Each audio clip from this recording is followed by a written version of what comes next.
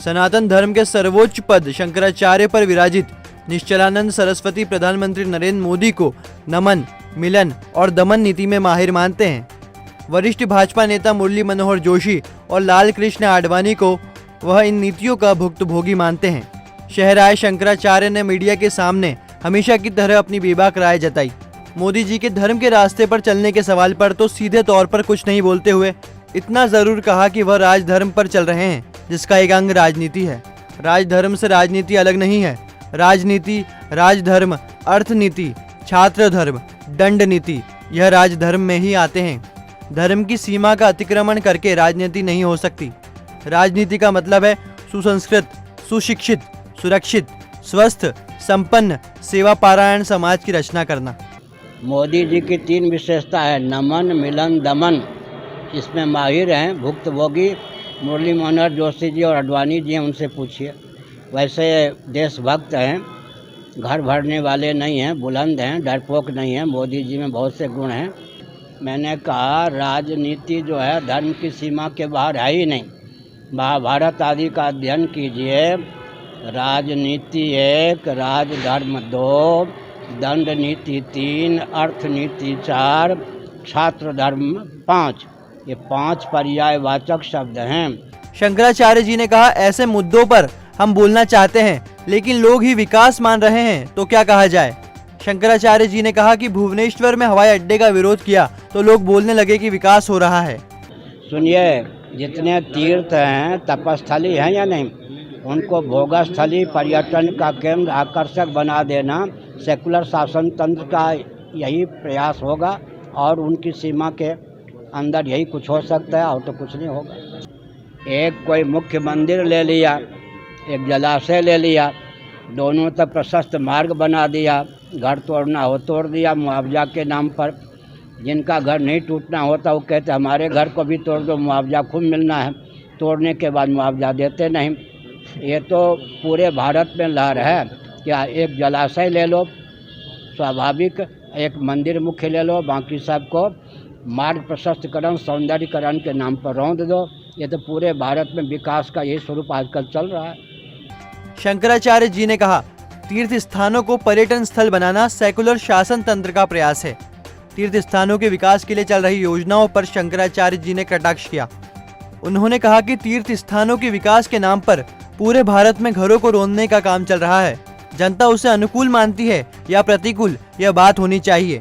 सरकार भी दमन नीति और प्रशस्ति नीति पर चल रही है। इस मुद्दे पर मैं क्या बोलूं। हमारा देखिए, हमारा जो दायित्व है उसका हम निर्वाह न करें असंभव है। सुनिए, हवाई अड्डा भुवनेश्वर में है, केवल पुरी से 55 किलोमीटर दूर। एक पुरी के पास हवाई अड्डा बनने की योजना हुई। हमने कहा ये तो उचित नहीं है। युवक लोग बोल पड़े विकास का विरोधी शंकराचार्य, तो मैं किसके लिए बोलूं।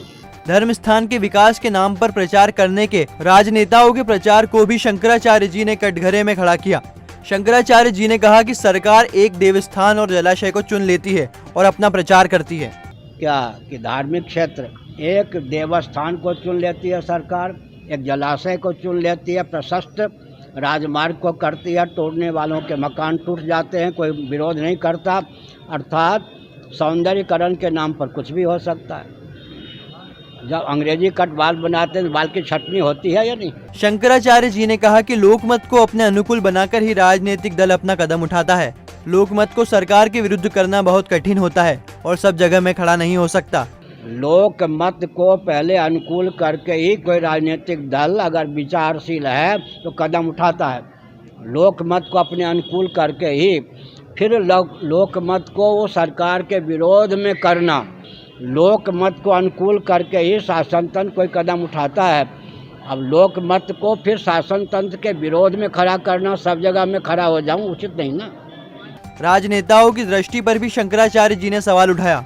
उन्होंने कहा कि राजनेता और शासन तंत्र वर्तमान को देखकर कदम उठाते हैं। कदम तीनों काल को देखकर उठाने चाहिए। वर्तमान को लेकर उठाए कदम हमेशा गड्ढे में डालते हैं। राजनेताओं की दृष्टि केवल वर्तमान तक होती है, इंद्रियों की दृष्टि केवल वर्तमान तक होती है, मन की दृष्टि जो है तीनों कालों में होती है, कालातीत परमात्मा में होती है। शासन तंत्र अभी जो भी कदम उठाता है केवल वर्तमान को देखकर। और वर्तमान को देखकर जो कदम उठाया जाता है भविष्य में जाकर अंधकार के गड्ढे में फेंक देता है। तीनों काल पर ध्यान रख करके जो कदम उठाया जाता है ठोस होता है। शंकराचार्य जी ने कहा कि विपत्ति के समय मठ मंदिर ही लोगों के आश्रय होते हैं, बशर्ते महंत, मंडलेश्वर, पुजारी भोगी ना हो। विपत्ति के समय मठ मंदिर ही व्यक्ति के आश्रय होते हैं। ये ध्यान रखने की बात। हमारे दुर्ग है ना, किले हैं ना, हमारा दुर्ग और किला कौन है? मठ मंदिर। विपत्ति के समय मठ मंदिर ही लोगों के आश्रय होते हैं। आवश्यकता इस बात की है कि महंत, मंडलेश्वर, पुजारी भोगी ना हो। तीर्थ स्थानों के नाम बदलने को शंकराचार्य जी ने सही ठहराया और कहा कि हमारे तीर्थ स्थलों को विकृत नाम दिया गया, अगर ये बदले जाए तो किसी को आपत्ति नहीं होनी चाहिए। हमारे तीर्थ स्थलों को विकृत नाम दिया गया, हमारा अधिकार है कि हम उनको यथावत सुसंस्कृत नाम दें, इसमें क्या आपत्ति?